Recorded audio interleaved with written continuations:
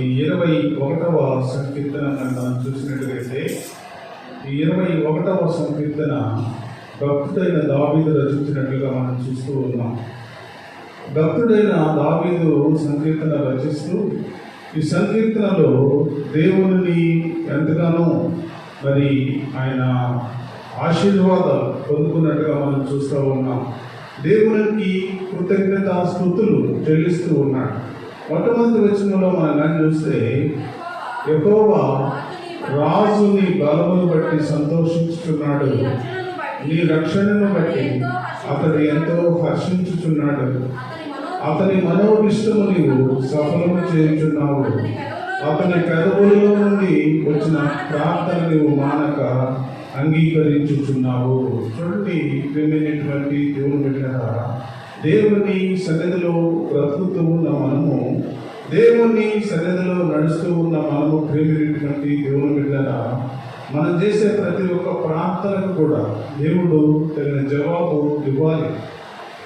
దేవుడు తగిన జవాబు ఇవ్వాలి అంటే దేవుని సన్నిధిలో దావీదు వలె మనం కానీ జీవించగలిగితే, యేసేపు వలె మనం కానీ జీవించగలిగితే, అబ్రహాము వలె మనం కానీ జీవించగలిగితే, దేవుడు చక్కగా మనం చేసే ప్రతి ఒక్క ప్రార్థన కూడా జవాబిస్తాడు. ప్రియమైనటువంటి దేవుని బిడ్డలారా, అందుకని అంటున్నాడు, యెహోవా రాజు నీ బలమును బట్టి సంతోషించుచున్నాడు, నీ రక్షణను బట్టి అతడు ఎంతో హర్షించుచున్నాడు, సంతోషిస్తూ ఉన్నాడు.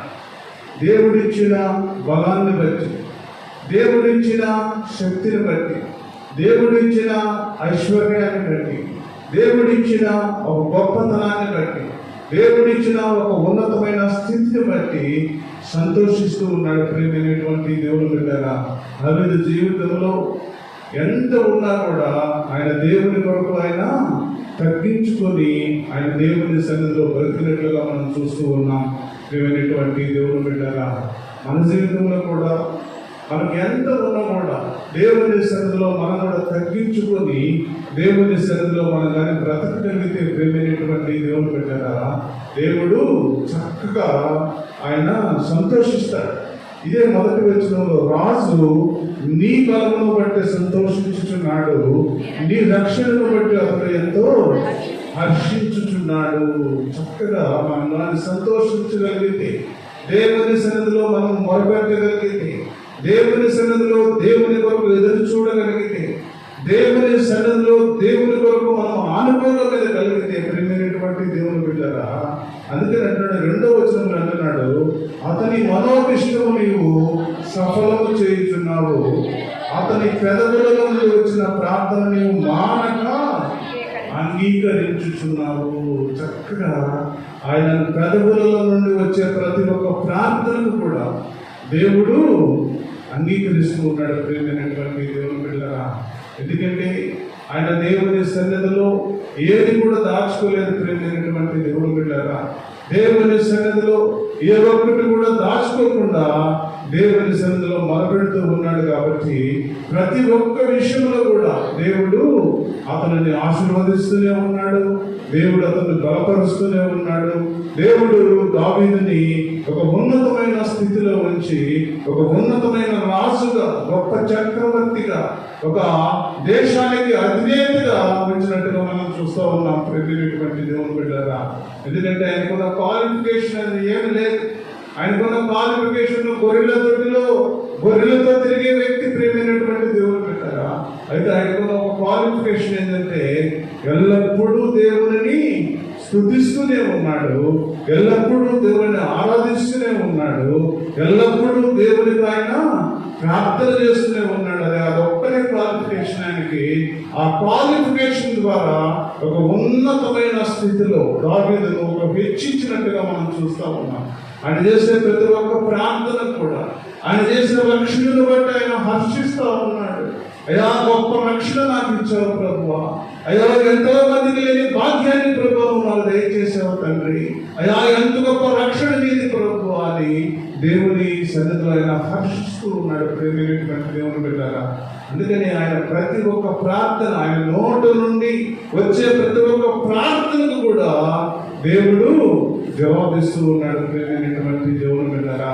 మనం కూడా దావీదు వలె జీవించినట్లయితే మన చేసే ప్రతి ప్రార్థన కూడా దేవుడు జవాబించడానికి సిద్ధంగా ఉన్నాడు ప్రేమైనటువంటి దేవుని బిడ్డలారా. అందుకని చక్కని మాటలు దేవుడు మాట్లాడుతున్నాడు. అతని పెదవుల నుండి వచ్చిన ప్రార్థన నీవు మానక అంగీకరించుచున్నావు. దేవుడు అంగీకరిస్తూ ఉన్నాడు ప్రియమైనటువంటి దేవుని బిడ్డలారా.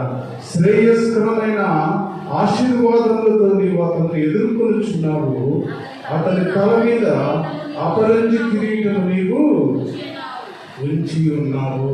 చూడండి ప్రియమైనటువంటి దేవుని బిడ్డలారా, దేవుని సన్నిధిలో బ్రతుకుతూ ఉన్న మనము, దేవుని సన్నిధిలో నడుస్తూ ఉన్న మనము, దేవుని సన్నిధిలో జీవిస్తూ ఉన్న మనము ప్రియమైనటువంటి దేవుని బిడ్డలారా, మనము నడుస్తూ ఉంటే మనకు దేవుడు ఎదురు రావాలి, దేవుడు మన తోడు ఉండాలి, దేవుడు మనల్ని నడిపించాలి ప్రియమైనటువంటి దేవుని బిడ్డలారా. అందుకనే ఈ 3వ వచనంలో అంటున్నాడు, శ్రేయస్కరమైన ఆశీర్వాదములతో నీవు అతనిని ఎదుర్కొనుచున్నావు. దేవుడు ఎదుర్కొంటావన్నాడు.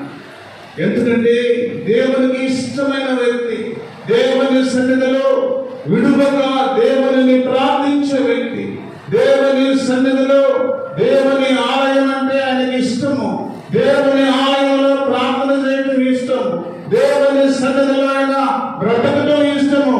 ఎందుకంటే ఆయన ఒక ఉన్నతమైన రాజుగా ఉన్నా కూడా ఆయన జనులు దేవుని మందిరమునకు వెళుదురు నాతో అన్నప్పుడు నేను ఎంతో సంతోషించాను. చూడండి, గొప్ప రాజు ఆయన. రాజు ఉన్నతమైన స్థితి, ఉన్నతమైన అనేక పనులు కలిగిన వ్యక్తి.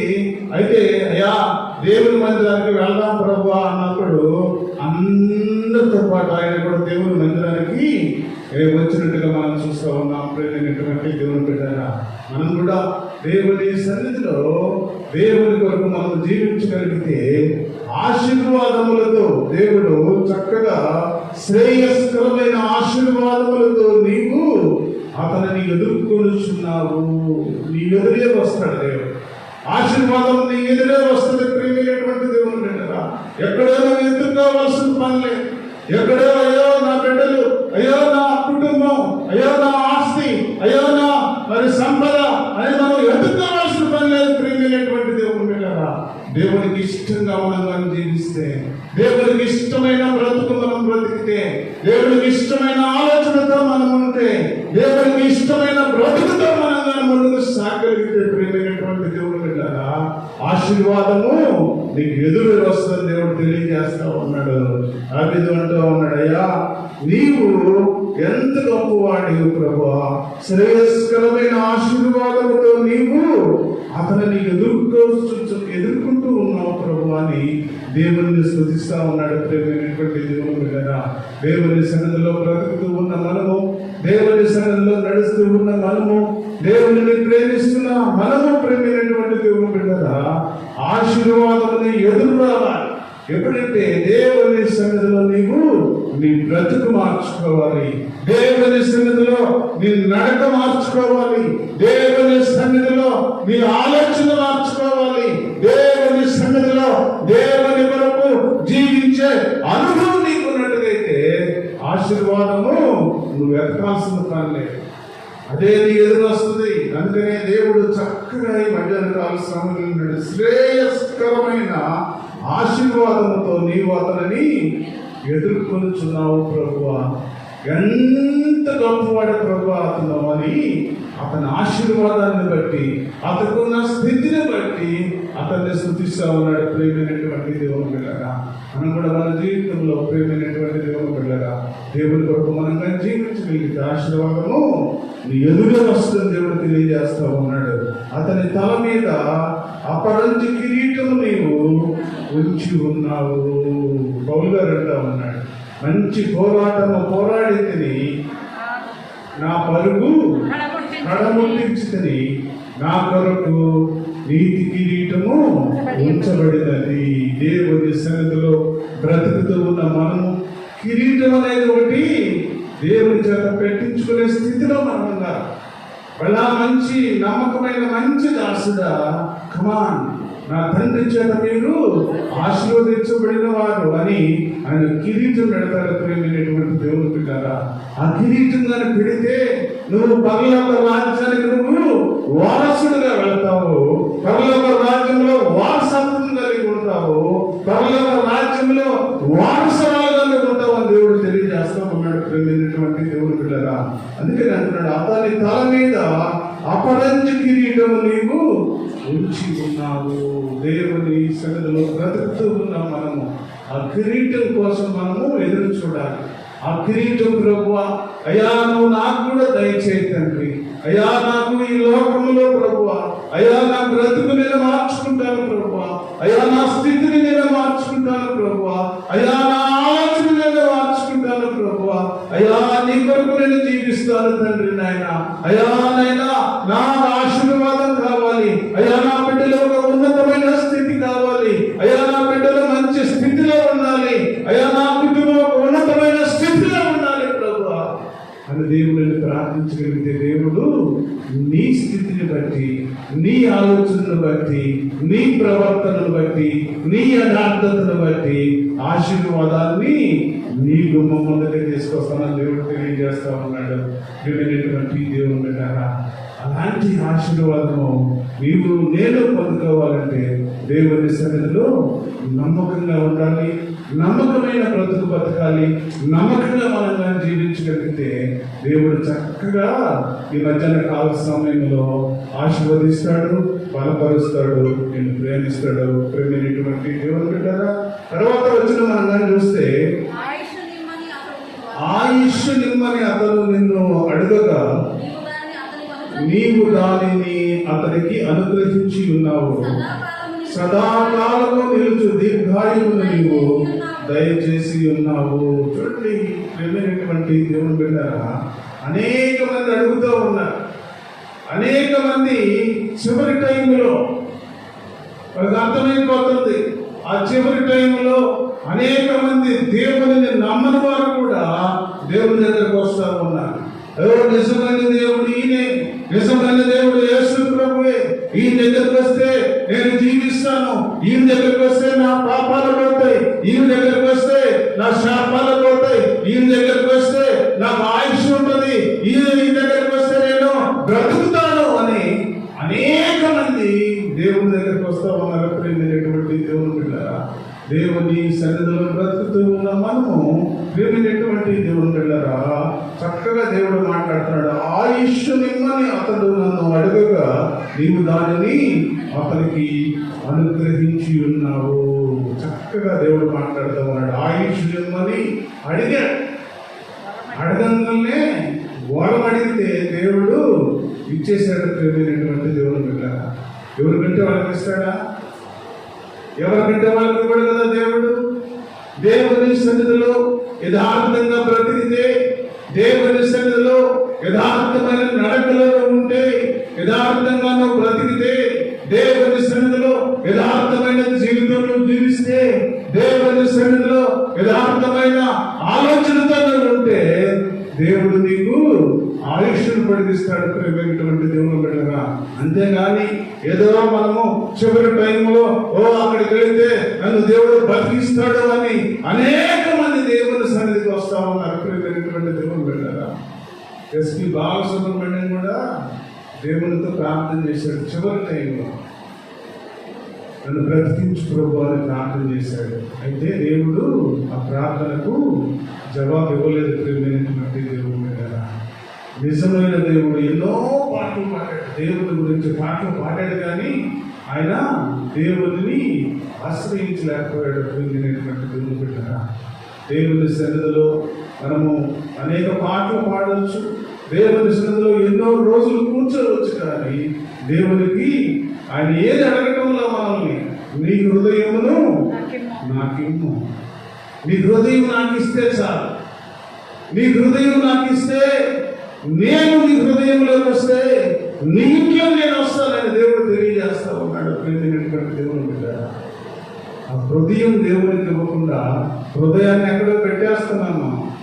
ఇంట్లో హృదయాన్ని పెట్టి దేవుని సన్నిధికి వస్తూ ఉన్నాం. మనము దేవుని సన్నిధిలో కూర్చుంటా ఉన్నాం, దేవుని సన్నిధిలో నడుస్తూ ఉన్నాం, దేవుని సన్నిధిలో బ్రతుకుతూ ఉన్నాం. కానీ హృదయము ఎక్కడో ఉంది ప్రియమైనటువంటి దేవుని దగ్గర. ఆ దేవుని దగ్గర లేకుండా ఆయన ఇష్టానికి వ్యతిరేకముగా హృదయం మాత్రం దూరంగా ఉంది. మనం మాత్రం దేవుని సన్నిధిలో కూర్చుంటా ఉన్నాం. మరి ప్రియమైనటువంటి దేవుని దగ్గర దేవుడు అడుగుతా ఉన్నాడు ఈ మధ్యాహ్న కాల సమయంలో, అమ్మా నీకు ఆయుష్ కావాలి అంటే, అమ్మా నీకు చక్కని ఆరోగ్యం కావాలి అంటే, అమ్మా నీకు చక్కని మరి స్థితి కావాలి అంటే నీ హృదయాన్ని నాకు ఇచ్చేయి అని దేవుడు అడుగుతా ఉన్నాడు. ప్రియమైనటువంటి సహోదరుడా, ఈ మధ్యాహ్న కాల సమయంలో దేవుడు మాట్లాడుతూ ఉన్నాడు. అదే రాజుల గ్రంథంలో మనం ఆయన చూసి 22లో మనం ఒక ఆయన చూసినట్టుగైతే హిజ్కియా ప్రార్థన చేస్తూ ఉన్నాడు. చదవాల్సిన పర్లేదు కానీ హిజ్కియా ప్రార్థన చేస్తా ఉన్నాడు. హిజ్కియా ఏమని ప్రార్థన చేస్తున్నాడంటే, అయ్యా నీ సన్నిధిలో నేను ఎట్లు బ్రతికానో నీకు తెలుసు, నీకు తెలుసు ప్రభువా. నీ సన్నిధిలో నేను ఏ విధంగా బ్రతికాను, నీ సన్నిధిలో ఏ విధంగా నేను నడిచాను, నీ సన్నిధిలో ఏ విధంగా నేను ముందుకు సాగాను, నీ సన్నిధిలో ఏ విధంగా ముందుకు వెళ్ళగలిగాను ప్రభువా. నాలో ఉన్న యథార్థత నీకు తెలుసు, నాలో ఉన్న ప్రేమ నీకు తెలుసు, నాలో ఉన్న ఆలోచన నీకు తెలుసు, నాలో ఉన్న గొప్పతనాన్ని నీకు తెలుసు ప్రభువా. దయతో ఒక్కసారి నన్ను జ్ఞాపకం చేసుకో అని దేవుని అడుగుతా ఉన్నాడు. ప్రేమైనటువంటి దేవుడు పెట్టారు. ఆయనలో ఉన్న మరి ఆలోచన మొత్తం కూడా దేవుని సన్నిధిలో పెట్టాడు కాబట్టి దేవునికి ఆయన త్రోవ, ఆయన ఆలోచన, ఆయన నడక, ఆయన యథార్థత, ఆయన స్థితి నమ్మకంగా కనబడింది. ప్రేమైనటువంటి దేవుడు పెట్టారా. హిజ్కియా స్థితి నమ్మకమైన స్థితిలో దేవునికి కనబడింది కనుక వెంటనే వెంటనే వెంటనే ఎన్నో రోజులు కాల, ఎన్నో దినాలు కాల, ఎన్నో గంటలు కాలేదు ఆయన ప్రార్థన చేశాడు. వెంటనే దేవుడు ప్రవక్తను వెంటనే పంపించాడు. ఆయన కన్నీటిని నేను చూస్తా ఉన్నా, ఆయన పరిస్థితిని నేను చూస్తా ఉన్నా, ఆయన స్థితిని నేను చూస్తా ఉన్నా, ఆయన ఆలోచనలు నేను చూస్తా ఉన్నా, ఆయన నా సన్నిధిలో ఎంత యథార్థంగా బ్రతికాడో నేను చూస్తా ఉన్నా, ఆయన నా సన్నిధిలో ఎంతో ఓర్పుగా బ్రతికాడో నేను చూస్తా ఉన్నా. తిరిగి ఆయనను నేను తీసుకోవడం లేదు. ఆయనకి తిరిగి మళ్ళా 15 సంవత్సరాల ఆయుష్ నేను పొడిగిస్తున్నాను అని చెప్పి దేవుడు ప్రవక్త ద్వారా కవర్ చేశాడు. ప్రియమైనటువంటి దేవుని బిడ్డలారా, దేవుని సన్నిధిలో ఆయుష్ పొందుకోవాలి అంటే మనము ఆశావాషిగా ఉంటే కుదరదు. కానీ దేవుని సన్నిధిలో నమ్మకమైన జీవితం కావాలి మనకి. దేవుని సన్నిధిలో నమ్మకంగా ఎవరైతే జీవిస్తారో, దేవుని సన్నిధిలో నమ్మకమైన బ్రతుకు ఎవరైతే బ్రతుకుతారో, దేవుని సన్నిధిలో నమ్మకమైన జీవితం ఎవరైతే జీవిస్తారో దేవుడు వారికి ఆయుష్ ఇచ్చేదానికి దేవుడు సిద్ధంగా ఉన్నాడు. నీ ఆయుష్ తగ్గిపోవచ్చు కానీ నువ్వు కానీ ప్రార్థన చేస్తే, నువ్వు దేవుని సన్నిధిలో కన్నీరు కారిస్తే, నువ్వు దేవుని సన్నిధిలో కన్నీటితో ప్రార్థన చేయగలిగితే దేవుడు నీ కన్నీటిని చూస్తాడు, దేవుడు నీ ప్రార్థనలు వింటాడు, దేవుడు నీ ఆలోచన యావత్తును కూడా చూసి దేవుడు నీకు ఆయుష్ ఇచ్చేదానికి దేవుడు సిద్ధంగా ఉన్నాడు. ప్రియమైనటువంటి దేవుడు బిడ్డలారా, హిజ్కియా అదే జరిగింది. నాలో ఉన్న యథార్థత నీకు తెలుసు కదా ప్రభువా, నేను ఎంత సేవ చేశానో నీకు తెలుసు కదా ప్రభువా, అయ్యా నాలో ఉన్న స్థితిని అంతా నీకు తెలుసు కదా ప్రభువా, ఒక్కసారి నువ్వు నన్ను జ్ఞాపకం చేసుకోమంటే వెంటనే జ్ఞాపకం చేసుకున్నాడు. తిరిగి ఆయనకి ఆయుష్ ఇచ్చినట్టుగా మనం చూస్తా ఉన్నాం. ప్రేమైనటువంటి దేవుని బిడ్డలారా, మన జీవితంలో కూడా అంతే. ప్రేమైనటువంటి దేవుని బిడ్డలారా, ఇంకోటి తర్వాత వచ్చే అదే వచనంలో రెండవ మాట చూస్తే, సదాకాలము నిలుచు దీర్ఘాయువు నీకు దయచేసి ఉన్నాను. సదాకాలము నిలుచు దీర్ఘాయువు.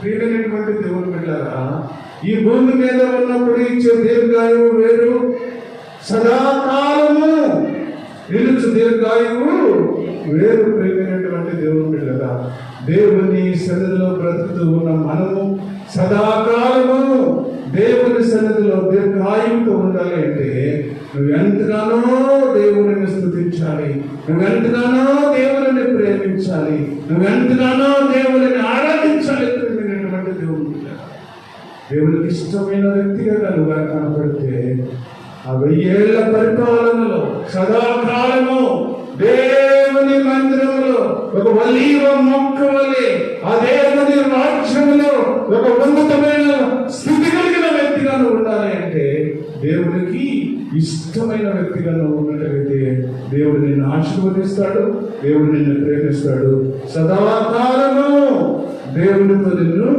నడిపించుకుంటాడు. ప్రేమైనటువంటి దేవుని బిడ్డగా తర్వాత చరణంలో మనం చూస్తే నీ రక్షణ వలన అతనికి గొప్ప మహిమ కలిగను, గౌరవ ప్రభావములను నీవు అతనికి ధరింపజేసి ఉన్నావు, నిత్యము ఆశీర్వాద కారకుడుగా ఉన్నట్లు నీవు అతన్ని నియమించి ఉన్నావు, నీ సన్నిధిన సంతోషంతో అతన్ని ఉల్లసింపజేసి ఉన్నావు.